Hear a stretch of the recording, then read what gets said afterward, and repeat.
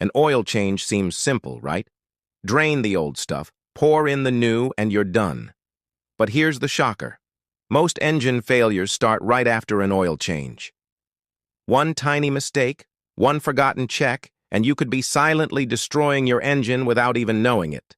No smoke, no warning light, just hidden damage with every mile you drive. These aren't rare accidents. They happen every single day. So before your next oil change turns into a massive repair bill, watch closely. I'm going to share 9 things you should never do after an oil change, plus a bonus tip at the end that even seasoned drivers often miss. If you care about protecting your vehicle with real facts instead of marketing hype, hit that subscribe button right now. It's shocking that over 95% of viewers don't subscribe, despite saving hundreds or even thousands from the info in these videos.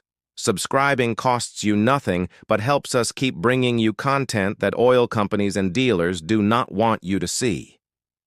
Mistake number 9, the double gasket disaster. When it comes to oil changes, the smallest details cause the biggest damage. And one of the most common is the double gasket mistake. Here's how it happens. You twist off the old oil filter, and the rubber gasket quietly sticks to the engine block without you realizing it. Then, you screw on the new filter, unknowingly stacking 2 seals on top of each other. The result? They don't seal at all. At first, it's just a few drops of oil under your car. Then it becomes a puddle. Keep driving like that, and the engine can lose pressure and run completely dry.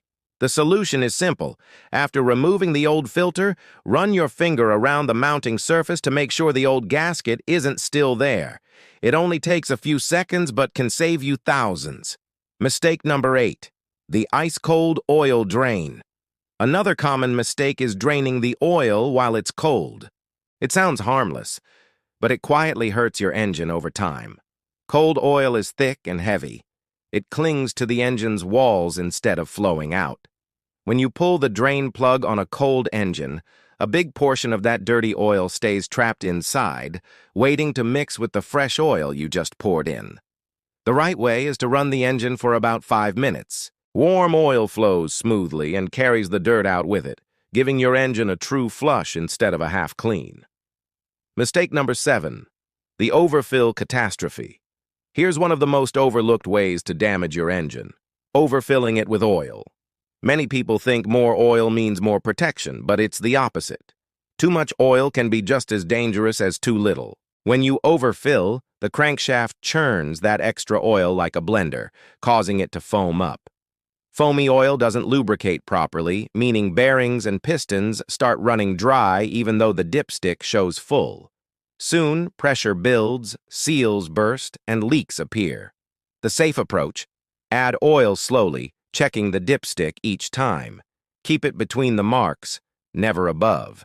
Mistake number 6, the forgotten final check. After an oil change, most people think the job is done. But skipping one final step can undo all your work. Once you've refilled and tightened everything, run the engine for about a minute.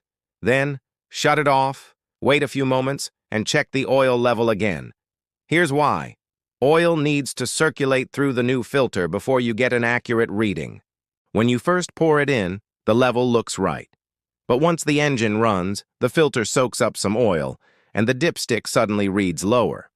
This step also helps you catch leaks early before they become a major problem. Mistake number 5, the empty filter fiasco. Here's a mistake most people have never even heard of: starting the engine with a dry oil filter. When you screw on a new filter, it's empty. The moment you start the car, the engine is desperate for oil, but the filter is still filling up. This is called a dry start. In those first few seconds, your engine parts are rubbing against each other with little to no oil pressure. The fix is simple. Before installing, pour a little clean oil into the new filter, just enough to soak the material. It's a small step that ensures oil pressure builds instantly. Mistake number 4, the dry ring dilemma. This one seems too small to matter, but it's the reason so many oil changes end with leaks. The O-ring on your oil filter is the only barrier between your engine oil and the driveway. If you install it dry, it can grab, twist, or even tear as you tighten the filter. That tiny tear might not leak right away, but once the engine heats up, the oil starts to drip. The fix couldn't be simpler. Before installing, just dip your fingertip in some clean oil and swipe it around the rubber ring. That thin film helps the seal sit perfectly. Why is this so important?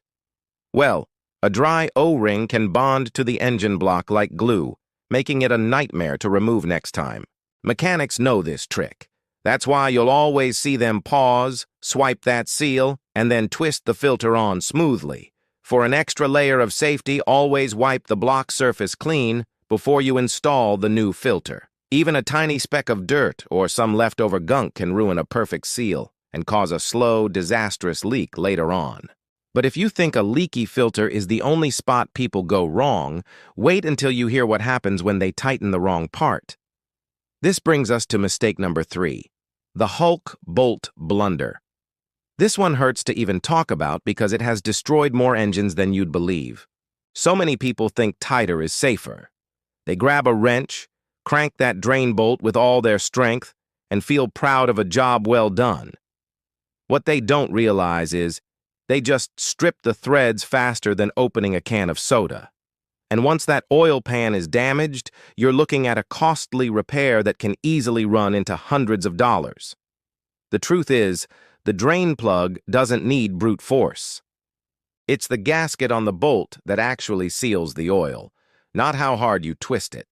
When you go full Hulk on it, you can stretch the metal, crack aluminum pans, and sometimes even snap the bolt right off. And just like that, a quick oil change becomes a frustrating, expensive repair job. The smarter way. Use a torque wrench.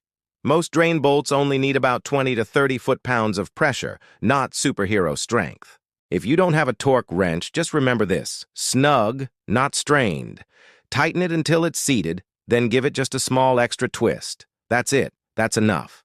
If you've over-tightened in the past, keep an eye out for slow leaks. Damaged threads can hold for a little while, but they can fail suddenly. If you spot any oil dripping around the bolt, don't ignore it. Get it fixed before it turns into a roadside disaster. But if you think tightening too much is bad, the next mistake happens when people choose the wrong oil altogether. And that one can ruin everything. Mistake number 2 is the wrong oil trap. You'd think oil is oil, right? But that simple assumption has ruined more engines than bad driving ever could. Every engine is designed for a specific oil grade, like 5W30 or 0W20. If you use oil that's too thick, your engine struggles to start and circulate properly. If it's too thin, it breaks down under heat, leaving metal parts exposed and unprotected. Modern engines make this mistake even riskier. Many are built with tight tolerances and turbo systems that require specific synthetic oils with precise additives. Using the wrong kind doesn't just reduce performance. It can void your warranty entirely. The fix is incredibly simple. Check the owner's manual. That little book in your glove box tells you exactly what grade and type of oil your car needs, whether it's full synthetic, a blend, or conventional. And one more crucial warning: buy from trusted stores only. Counterfeit oil is a real thing, and it's being sold online. If a deal looks too good to be true, it probably is. Saving a few dollars today can easily cost you thousands tomorrow.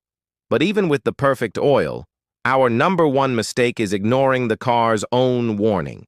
And that's when engines really start to die for good. Mistake number 1 is dashboard denial. The biggest mistake drivers make after an oil change is ignoring the oil life monitor. Modern cars are smarter than ever. They track your engine's temperature, driving load, and even your habits behind the wheel. When that light flashes, it's not just a suggestion. It's telling you, hey, time's up. Your oil's done its job. But here's what usually happens. People see that light and think, hey, I've got a few more miles. That's like ignoring a smoke alarm because you don't see flames yet. Keep driving, and you're slowly cooking your engine in sludge. It doesn't stop there. Many newer cars actually record skipped oil changes inside the ECU. So, when it's time to sell, a dealer can plug in a scanner and instantly see your entire maintenance history. or lack thereof. And just like that, your resale value takes a nosedive, all because of one ignored light. The fix couldn't be simpler. Respect the warning. When the light says it's time, it's time. Change the oil, reset the monitor properly, and your engine will thank you with years of reliable service. Your dashboard isn't trying to annoy you, it's trying to save your engine. And now for that bonus tip we promised you. This is something most drivers skip without even realizing the risk: driving off immediately after an oil change. When you start the car, the new oil takes a few seconds to fully circulate and build pressure throughout the engine. If you immediately throw it into gear and drive away, some parts are still running dry for those first crucial moments. The fix is so easy. After you change the oil and start the engine, just let it idle for 30 to 60 seconds. This gives the oil time to fill the new filter, reach every internal passage, and stabilize pressure before you start moving. It's a small pause that makes a huge difference, and your engine will thank you for it every single time. And there you have it. Mistakes that can kill your engine faster than you realize. Which one have you seen people make the most? Share it in the comments below. Your experience might just save someone else's engine. If you found these tips helpful, you won't want to miss our next video, where we rank every car brand from worst to best. The results will shock you. Thanks for watching. Don't forget to like and subscribe, and we'll see you there.